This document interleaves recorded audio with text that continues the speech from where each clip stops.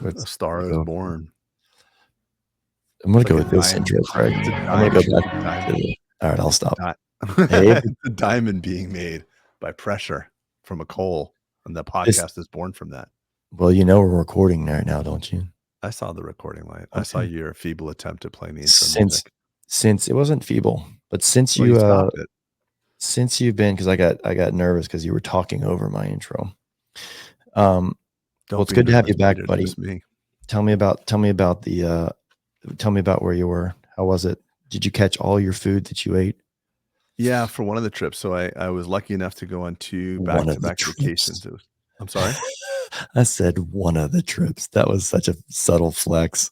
No, I'm unpacking it. So I had a trip planned with my buddy Michael, and it was to go to the Bahamas on a boat. We charter a boat and we spearfish, and it's, pretty sporty trip, and it's really cool with the families, and kind of spearfish and fillet and eat it all, and it's really a neat trip. And then I got invited at the last minute to a buddy's trip, and it just happened to be another boat to St. Bart's. So I was on 2 weeks of boating trips, 2 different trips. But like I told you, you can have, and I hate even saying this because it sounds like I'm being such a jackass when I say it, but you can actually have too much vacation.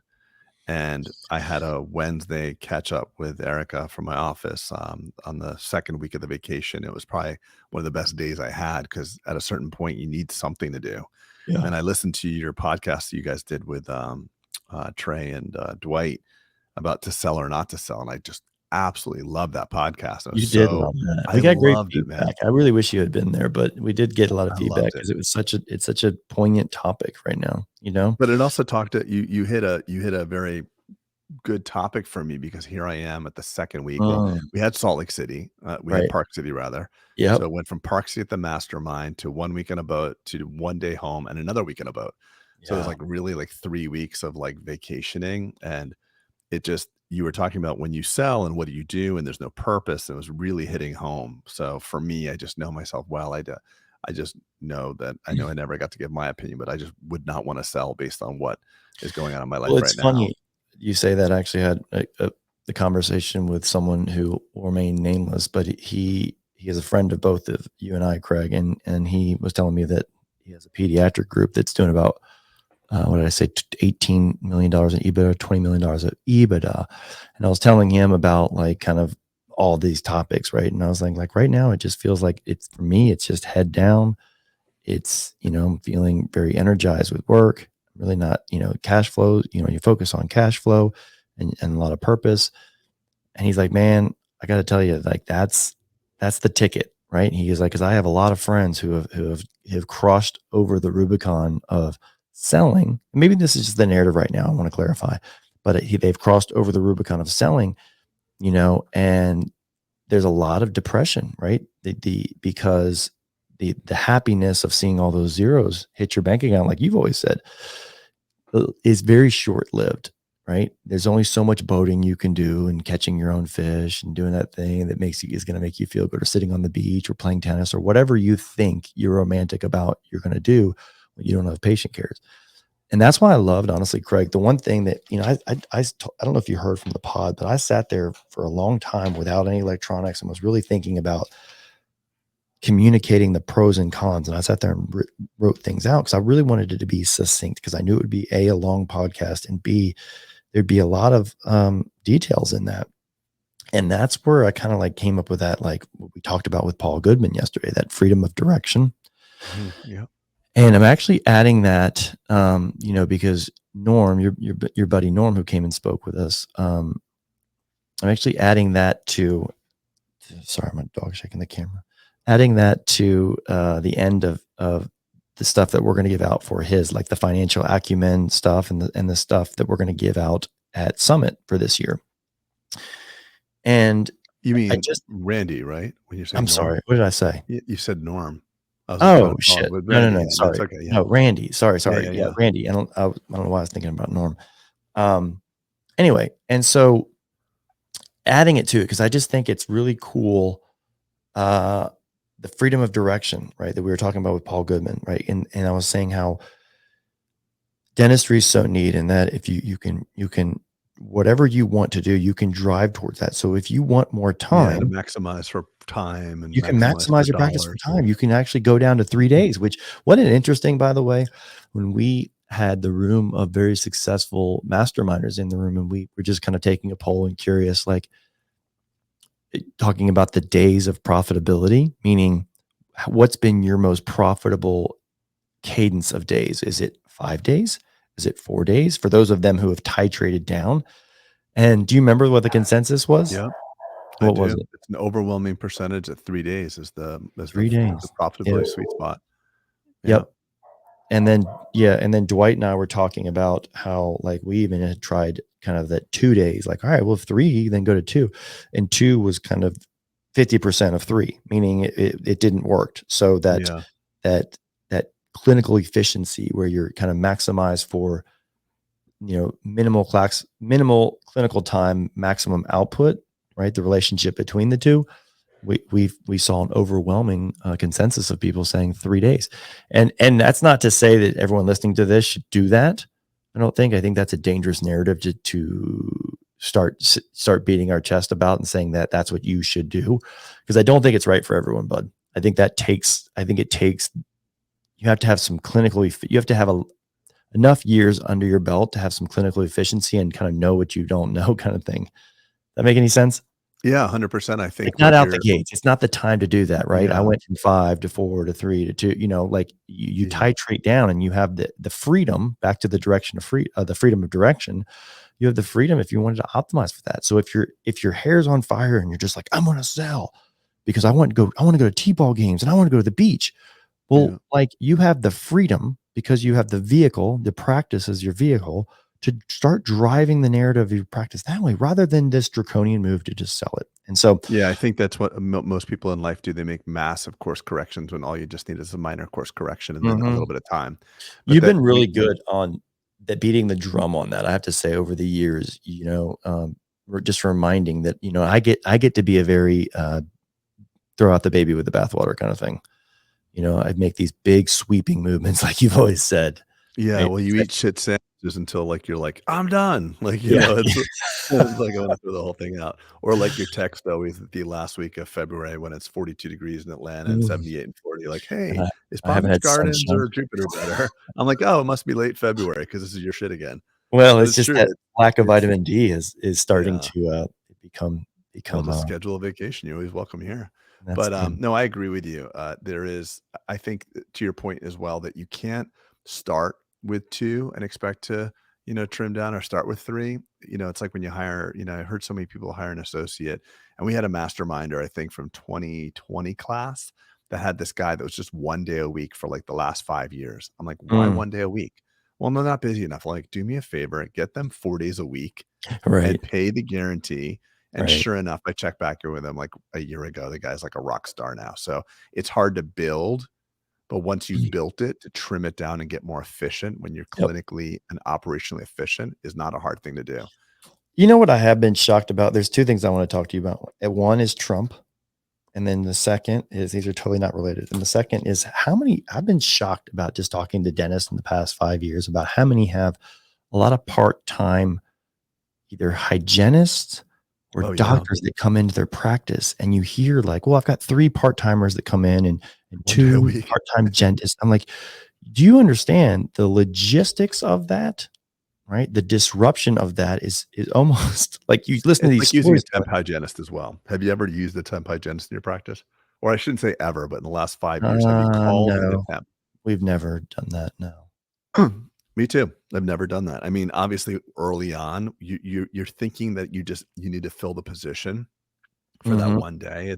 mhm, It's a very different way of looking at things, and when you have someone that's just 1 day a week, you have 3 people 1 day a week for 3 different days, it's just really hard to get that team gelled together. You basically have 3 different cultures, especially if you have a small team, and that one person makes up 25% of your team if you have a team of 4 or something like that, mhm, yeah, it's amazing. People don't see it that way. I would say, when you don't wanna if you add someone who's good, if you have a room and you add someone who's good, they will build their own schedule. I mm, even go so far to think that every great dentist you have in your practice, and I might need your help trying to get this thought out, but just hear me out with this. Every great dentist you have in your practice grows a practice within 3 years that can support 1.3 dentists or 1.4 dentists.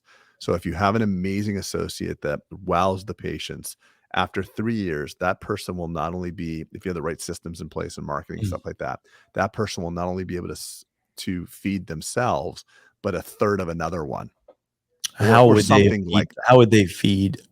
Would they be triaging for the other third that they're giving out? How would tell me No, why? Or they what I just help grow the practice through amazing experience kind of thing? right, that's what I'm saying. So Okay. the amount that they grow their practice, if they're good, not only will get themselves busy, but could Mm. feed another person. They'll be overwhelmed with their 4 days a week in 2 hands to satisfy all the patients that they'll generate. That's my thought, if they're really great. I've seen it Yeah, happen before. I mean, I wonder why you're stuck on a third. I mean, I would I don't even know, I just pulled it out of my ass. I was yeah. just saying, like, it's just not one. Mm, If you're not great, you will never grow your own practice to support yourself, all things being equal and your location, your marketing systems being on point. But if you're really great and patients love you, you will grow a business beyond your own practice. and you're talking about an associate, right? Yeah, that I mean, I don't I I mean, only look, have the you find a purview. thoroughbred associate, you can figure out even if you don't think you have the means to hire them, meaning from a new patient standpoint, the availability of work. A lot of times, like, when you get a star, they can harvest from just doing hygiene checks and make themselves busy. And it not going to be in the beginning, right? But over the course of 3 to 6 months, all of a sudden start getting some base hits, right? Start encouraging new patients, start asking for referrals because there's a hunger there, right? And so when you've got idle time, you're saying, "Hey, Miss Jones, I know we just met, but like, do you have any friends that you could send into practice?" Like they're hungry for that. So Of course. so I totally agree with you, Greg. You get the right person in practice that you can almost there's a same day dentistry opportunity, and then there's a multiplying effect of them just being there. Yeah, I think the that's same what thing you're goes for a saying. hygienist too, but a great hygienist. We had a specific example of a mastermind in back in Park City that, was talking about marketing. She was like, "I wanna pick your brain for a marketing technique," and we started kinda almost going down a marketing rabbit hole with her, and then we said, "Well, how long is it if you're a new patient and you wanna get in for a cleaning, how long do you have to wait?" And her answer was like 3 or 4 weeks or 5 weeks. Mhm. So, she's gonna step on the marketing pedal Right. when a person calls for a new patient, she can't get them in for 4 or 5 weeks or whatever it is. That's not a marketing problem, and this person had What do you excess think it should be? I think we've talked about this in the past ad nauseum, but, like, what would you say would be the right mix of, "Hey, well, come in right now if you can, because 'cause we're so not busy," versus 8 weeks? so What do so you I think is the right mix? so I think if you're an insurance practice and Mm, you're, you know, 75% or greater participation in PPO, I think that 10 weeks is fine, totally yep, fine. But okay. if it's a fee for service patient and they're willing to pay more for their experience and you say you can't get them in for that same Mm. 5, 6, 7 weeks, you're gone. I think my answer is probably a week to 10 A week. days. Okay, I was gonna say 2. I was gonna say 2. Would be probably the I'll go max. 10 days. What if you were alright, let me go back to that question. So you said it's basically 10 and 2 are the answers. What if you were a PPO office and you were trying to hybridize, kinda like what the model that you have in? So would you would you be carving off appointment blocks in your schedule to preserve for that?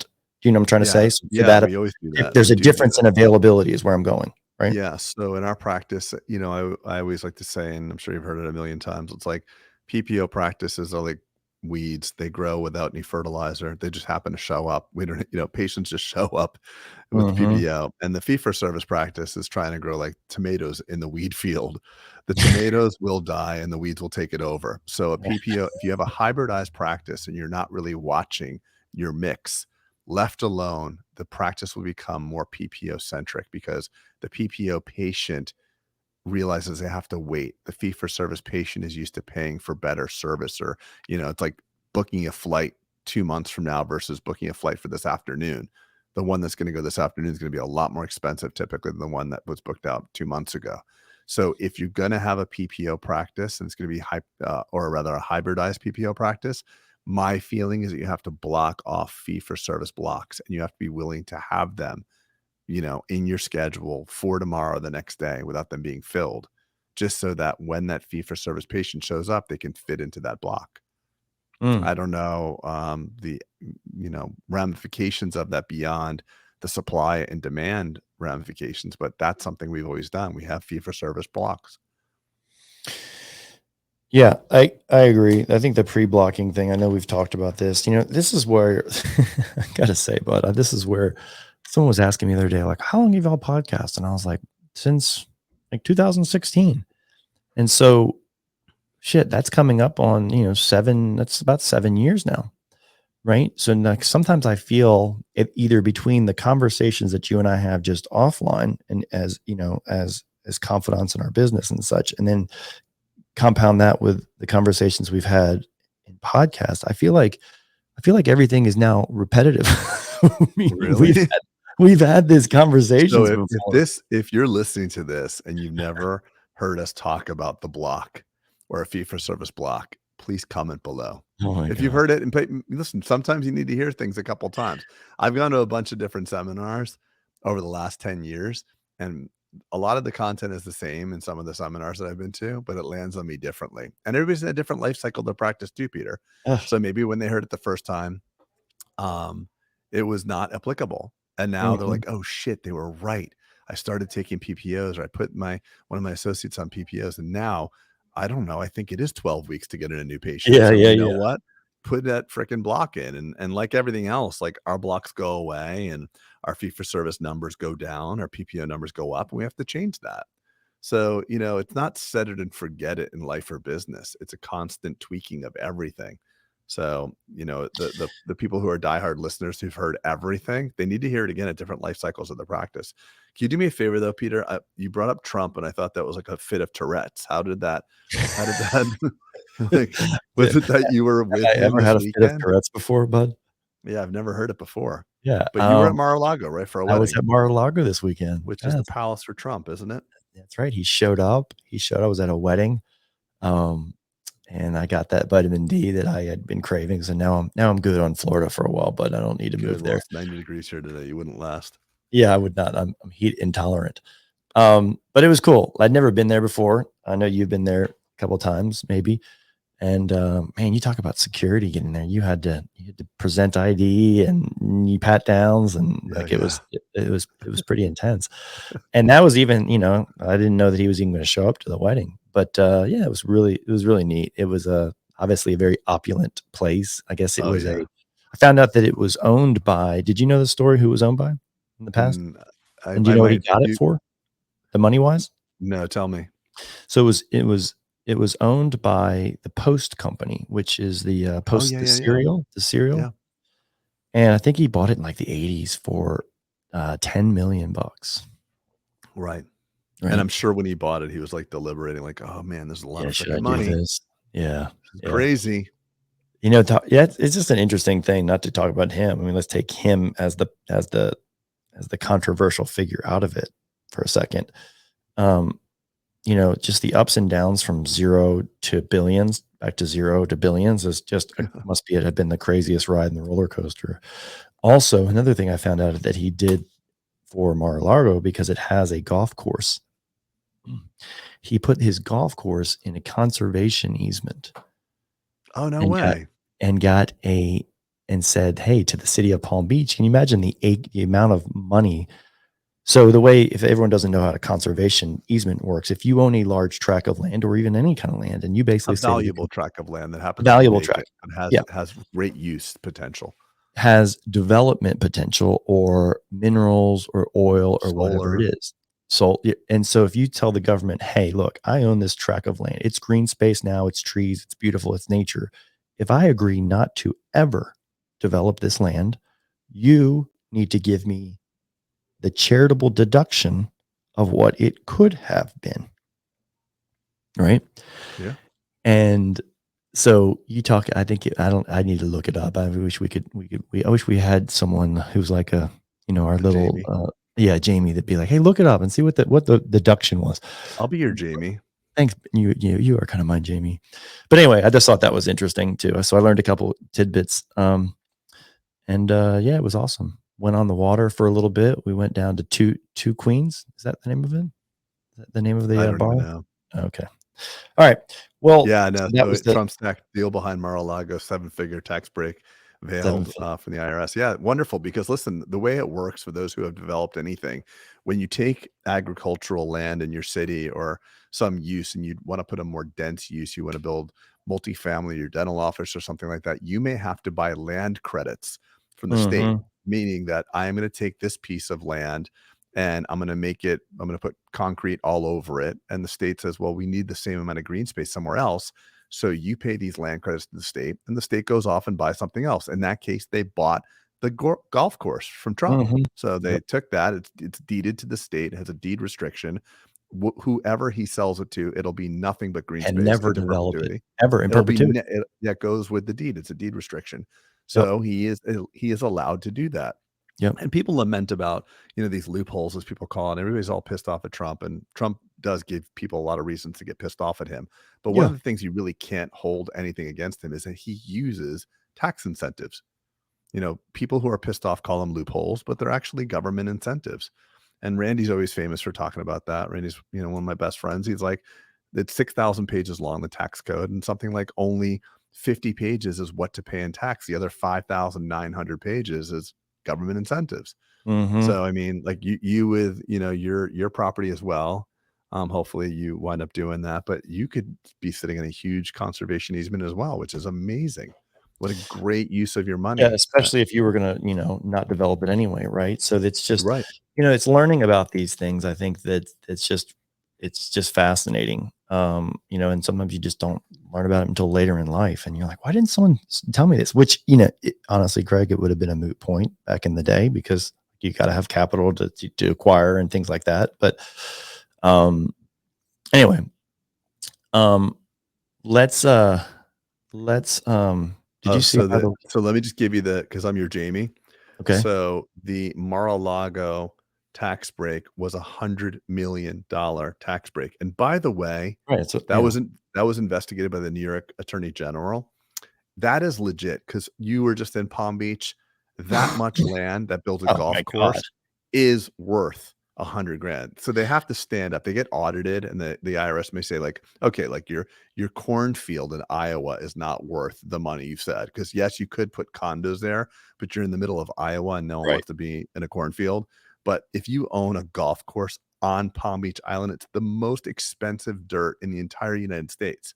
really So what is. a brilliant move on his part, but it was a 2017 investigation that went through it, and it's legit, Y you and, know? people may have heard about, like, the conservations in the past and the government was cracking down, and they were cracking Yeah, down, there's but basically they yep, were doing just what you said. It was these massive syndicate deals where right, people were going and buying random ass land that had no value and basically saying, "Oh, well, we could have developed minerals in it," and then selling the shares of that as a partnership to us. And I think you and I have been in a couple, right, before you really yep, understand it, and they are cracking down. Almost all of those have been audited. But right, when it's a but single those member like that, like the Trump one, it's like, well, okay, well, I'm not trying to and by pass the over way, funny business. The land is the land. The value is the value. and also Trump being the shrewd real estate guy he was, it says in the case of Mar-a-Lago, the deduction had another important goal. It provided Trump with the bargaining chip he needed to leverage permission from the Palm Beach Town Council to convert Mar-a-Lago from a private residence into a money-making private club. So imagine you Mm, tell a city, I'm going to leave all this deeded as green space into perpetuity. That is a huge bargaining chip.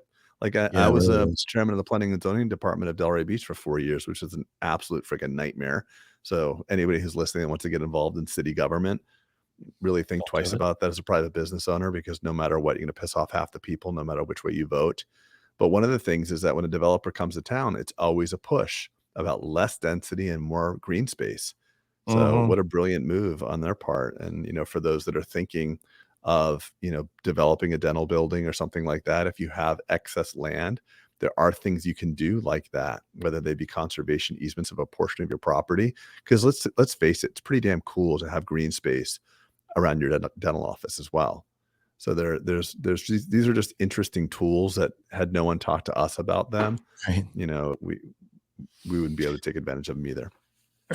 I enjoyed, we went live for those of you who follow Paul Goodman. We went live yesterday with him on Dental Nachos and he was, we've gotten to be close with him. I think I think he's a very, what's the word I'm looking for? He's got the gift, his own trait. He's kind of like you, like he can talk and he's witty and he's on his feet and he's gregarious and charismatic. And I've enjoyed getting to know him. So he was like, hey, y'all go live with me on the nachos, dental nachos, and let's talk about the summit. And he really kind of dug in and was asking, why it's different and X, Y, and Z. And he's also having an event that it looks like Craig and I are going to go to, and up in Philadelphia in April. Right before we go to that AACD and do the patient experience lecture. I know, I'm excited about that. April 27th, the AACD. I had every intentions of making you write a book, so we'd have the second book being the patient experience. I'll narrate before. I thought, see, you don't have. I thought you had PTSD from that. Oh, that was you're reminding me what a kick in the ass that was. I Well, was like, guess hey, what? Peter, it's a Beautiful 3-hour thing book. is I'll just bang it out. Now, do you know about AI Whisper? Oh, no, but I can imagine because Yeah. AI is hooking up to 3D machines that are writing your homework. So I'm sure it will read whatever you need it to read. Yeah. So AI Whisper is going to be able to, you can just load it full of text, pick who you want to read, and it's not even robotic sounding anymore. Basically, So I Morgan probably could Freeman's even, going to narrate our next book. yeah, Morgan Freeman or something like that's the That's new my standard. choice, by the way. I like his voice. Okay, well then let's do that. But I'll get this book written, and then Morgan Freeman can narrate in the deep fake voice for Bulletproof, the next Bulletproof book, which will be the patient experience. But it's AI Whisper, and there's obviously tons of tributaries from that. Did you know that Snapchat is actually launching they're integrating Chat GPT into Snapchat, right? So that it's going to become how's like it going to work? huh? How's that? What's the implication? I don't honestly, I got to tell you, I don't know Snapchat as much as people have said you should do advertising or you should get going and you would crush it. Remember Bo, who was my videographer forever? I mean, he's got followers of 50 million on Snapchat. And he's like, Dr. B, you really should do this. And I just couldn't bring myself to do it. Right. I was almost so like burnt out from like my personal on Instagram and stuff like that. And I just was like, I just can't do it, bud. So I don't know how it's going to work is what I'm trying to say. I don't know what's going to happen with it. Yeah, But there's some predictive stuff going on with Google Documents, I heard, like where they start suggesting things. I mean, it's fantastic. Well, look, I mean, that plus think about your emails, right? Sometimes when you write emails, it gives you like the next 3 or 4 words that you think you want to write, right? I love it.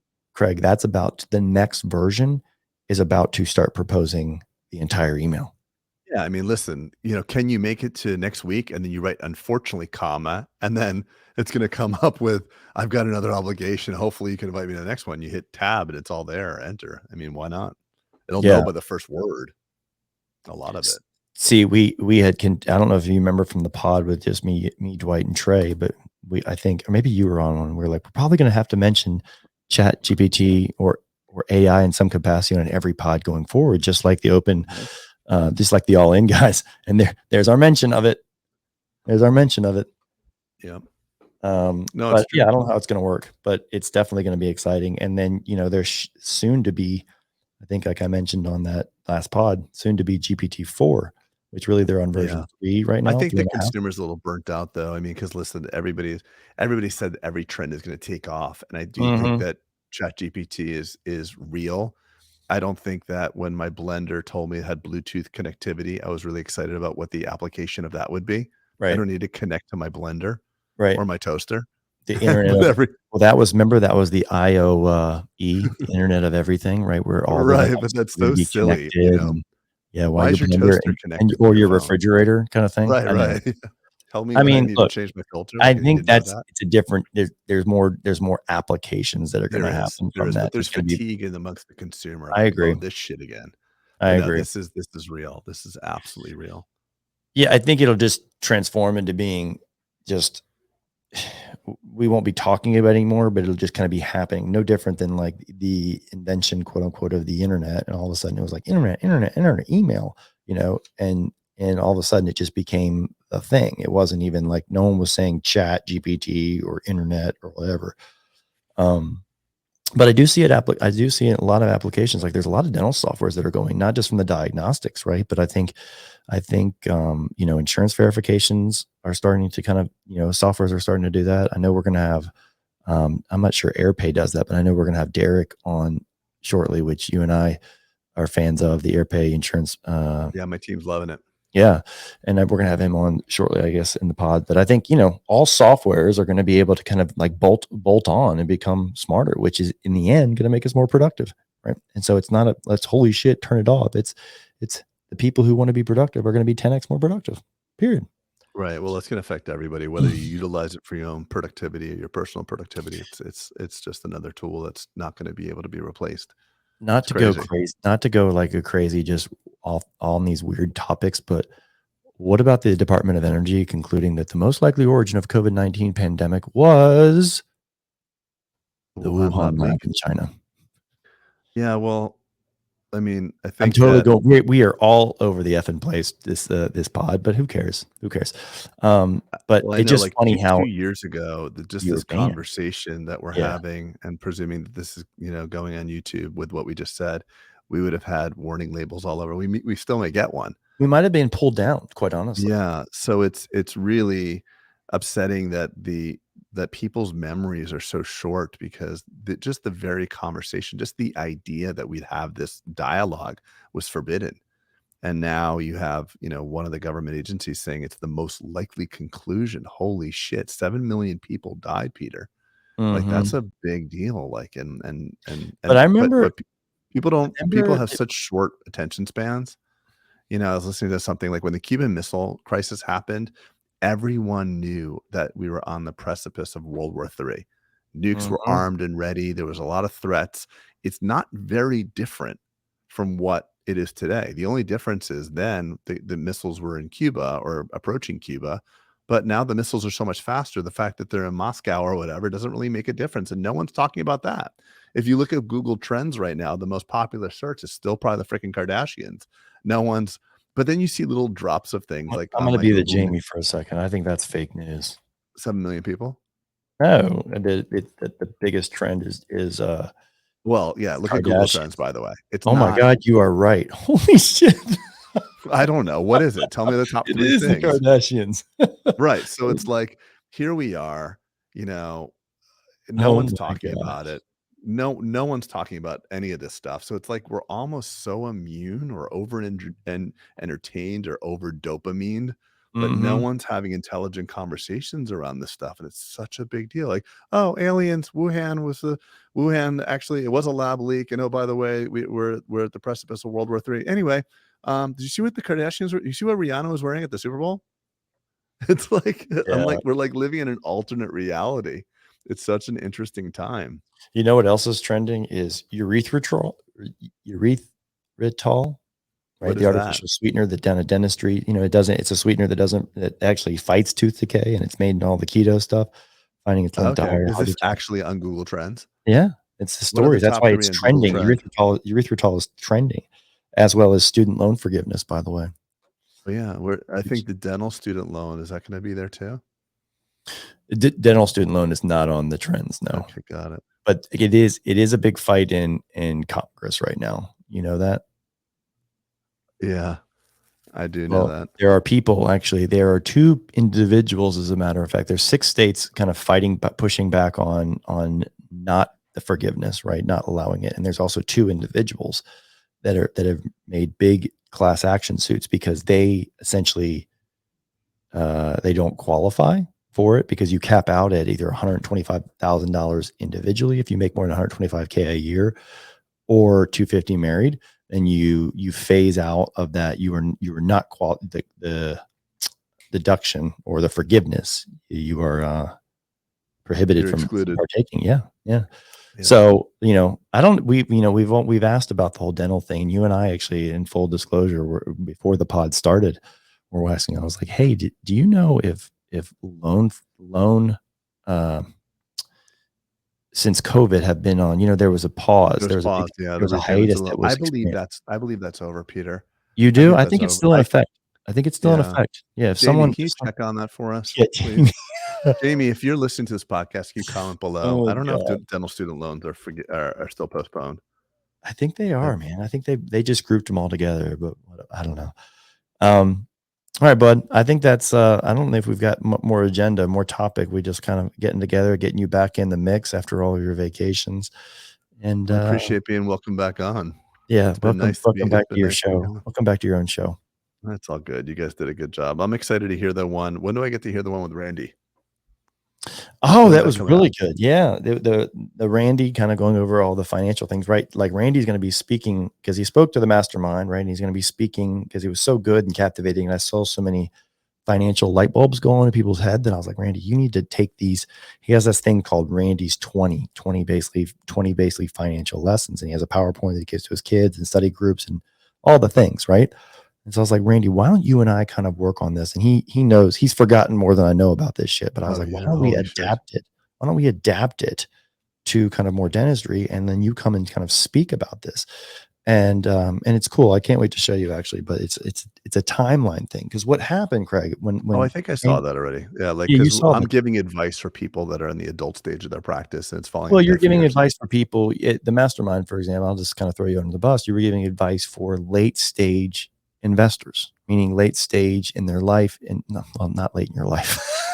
No, people who have reached a certain level of financial acumen and success, Right. you can't get more juice out of investment in your own practice. It's time to Right. go into And alternative so investments. that was my calling at the time. I said, you guys need to stop because this could be falling on deaf ears to someone. I was pointing to X, Y, and Z, right? That we are different, right? We have Right. maybe someone in Yeah, it this was a room good has call on your consumer part. loans or student loans or want to invest in their practice has 1980s equipment. Here you're talking about alternate, put some money in alternate investments when they haven't taken advantage of practice maximization. They haven't taken advantage of getting rid of consumer loans. They haven't taken Or they have advantage of, a plumbed chair, a plumbed room without the yeah, chair. the real estate even, right? And so Yeah. it was so I was like, look, I think just I don't know why my brain always goes there, just like it has the bulletproof pathway. It always goes to a very linear process.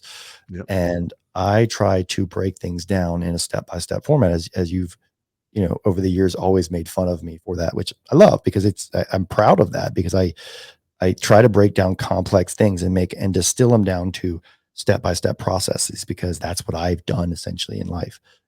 I was never gifted in school. I was never gifted in just a lot of the things, but I was able to kind of take a hard topic and then eat the elephant one bite at a time and really kind of put my nose down and keep eating glass for a while. So what I'm excited to kind of present with Randy or have Randy present is um, at the summation of that, really kind of adapting the 1 through 20 of the investment advice, and here's the things Oh, to yeah. check off, is also the timeline of things to look at in your progression of your career in, like, investing and making money and paying off debt and doing it correctly and getting the sequence right, Craig, versus skipping steps 3 through 10 and going to 10 like you guys were talking about. I think it was like Yeah. that's catastrophic. You are not ready for that level. You're not ready for the alt investments with CAS you were talking about, for example. Right.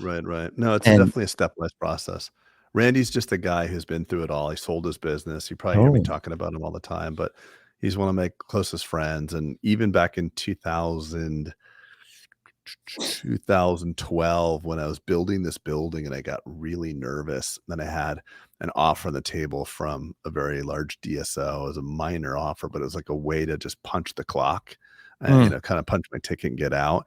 He wrote me this email and it was amazing. I got to send you this email. But he was like, the subject was like dentist, or the concept was like, we want our daughters to marry dentists. Bankers love dentists. You're the ones that we want to rent in our buildings. You never go bankrupt. Charge on, become an entrepreneurial wrecking ball. It was the most beautiful, like, mhm, um, to self confidence and self reliance, and it really saved me, because I was in a dark space. I was way over budget, and like we talked about in the beginning of the podcast, it was a micro correction. I needed a micro correction, but when you're desperate and cortisol's flowing, you're freaking out, you think the only way through this is something draconian. And so he was very instrumental in helping through that. And Randy's also like a very logical guy, and I'm Yeah. a very emotional guy. So I'm often able to help Randy see around corners as well, where he's like, "This partner of mine said this." I'm like, "What they really mean is blah blah blah." So he's just a brilliant guy. I'm really excited that you guys had the time to introduce him to the podcast, because I've been wanting him to come on for a while. We've only had him to the mastermind, but he's going to be such a breath of fresh air for everybody who listens to them. I think that's going to be a great podcast. I can't wait. When's that come out? I think it's next. I think it's next.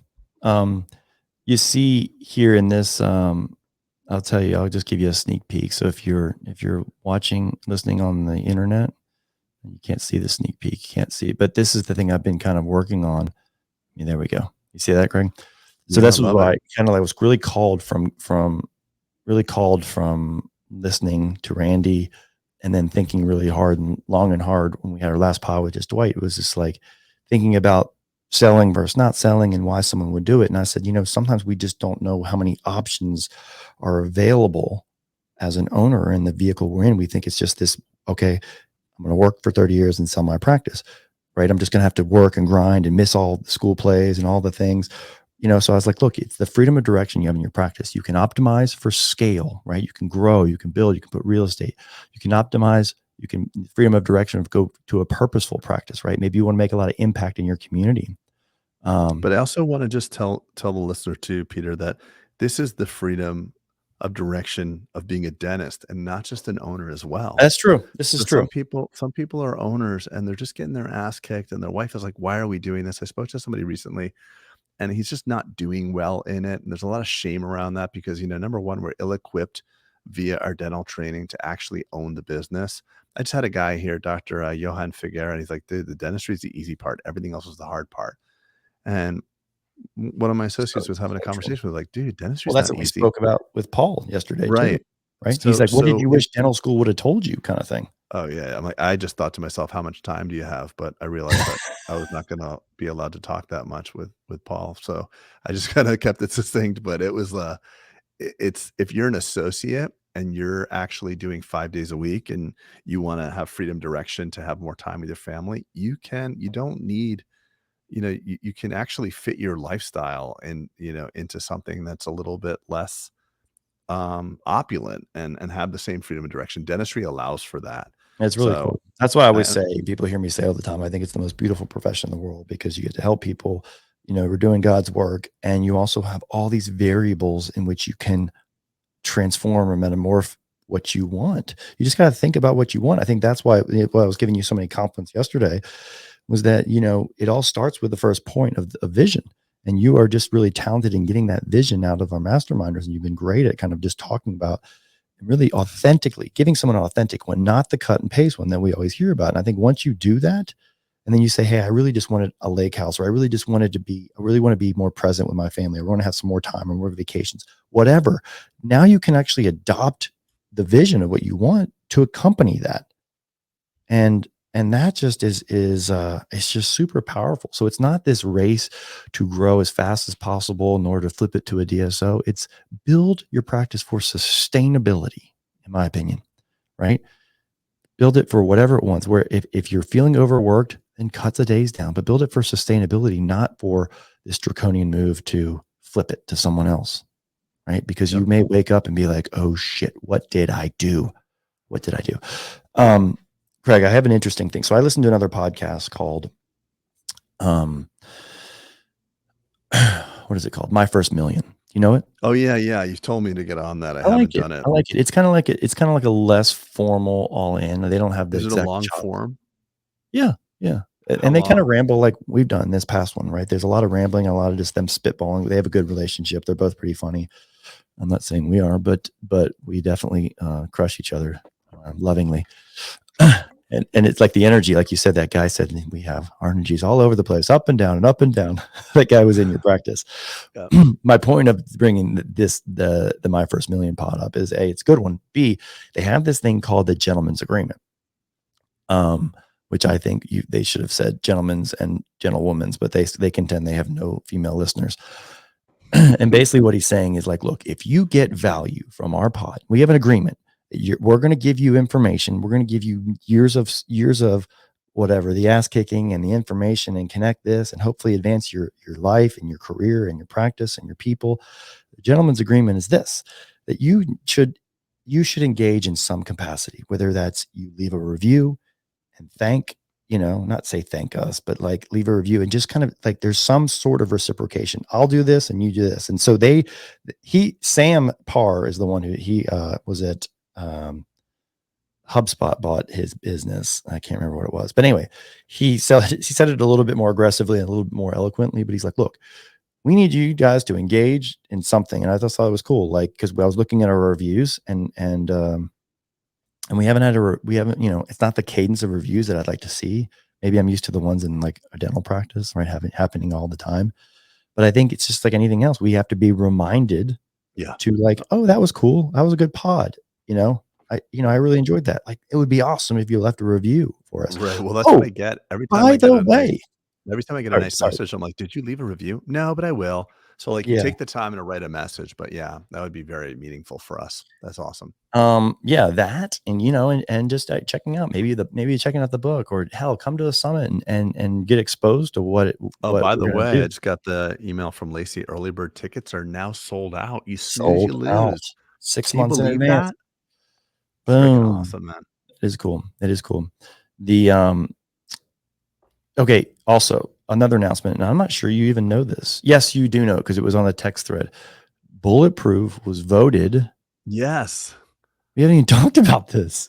I know, I know. Well, listen, we're asking people to leave reviews, and we're not even, like, tooting our own horn, so, No, that's but just but look, the reviews is not, I mean, the reviews matter more than this award, right? But it was a viewer's choice. Is only, I guess I could, hey, Jamie, can you look at our website? Cause I know Lacey put it up, but essentially it was the #1 podcast for the viewer's choice or something of 2022 by this podcast network. So anyway, that's awesome. So I want to thank everybody in the same tone of asking for a review. I want to thank everybody for fan favorite. listening to us. Craig and I were just Best talking the other dental. day. I was like, Craig, I feel like we've had this like crazy momentum lift in the past 7 or 8 months. Just a lot more feedback, a lot more text. I hear a lot more.